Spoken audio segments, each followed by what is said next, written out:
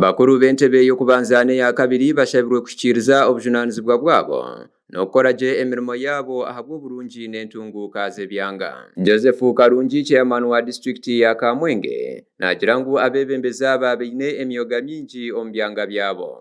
Kamwenge nka district ahabyaro byitu bina anana bibiri tutorine ba chairman ba LC1 abana ba LC2. Cyo kubanza mbere nakigambirwa ba chairman emirimo y'aba chairman ba LC1 nemirimo yo kureba nebo ba commanders b'ebyaro security y'icaro kureba kangu bamara emishango ahabyaro emishango na munonga ya civil bene kureba ngo bagumane bakora iciko ahabyaro. Bemwe ebichairman Karungi arikwenda ngu abebembeza aba LC1 na LC2 bateke hamani ni okuta omunkora ekiro cyo kuyonja buri kwezi. Gushuma ni security yo mucyaro kureba abantu abari kubateganisa mu bara report mu gihereza abandi bebembeza abari kubakiraho, so ecyo ni nshaka.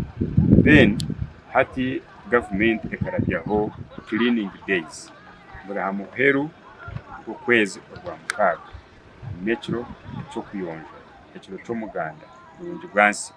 So ba chairman ba LC1 ekirecho bine kuba bacine omu plan bakamanya ngo hati rwa mukaga uru nitwija okukora omurimo nanga. Kamningi John, chairman wegombora eya Kahunje mu district eya Kamwenge, na habura abakuru b'entebe za kabiri ahamiruka okukikisa enkiiko baheyo report kiyambe egombora kutambuza je emirimo. Icyo ndi kubendeza ni mbendeza okukora je emirimo y'umuka. Icyo ndi kubendeza munonga ningera buri kwezi ba making sure ngo bagira executive committees ya LC2 echo kubanza no kureba ngo ha headquarters zo muruka habane henda kugira ebyaruga ha LC3 batubugane ha muruka ninyo ri gukora mobilization abantu bakija ha muruka tukabagambira program za government ko kuziri kutambura. Chairman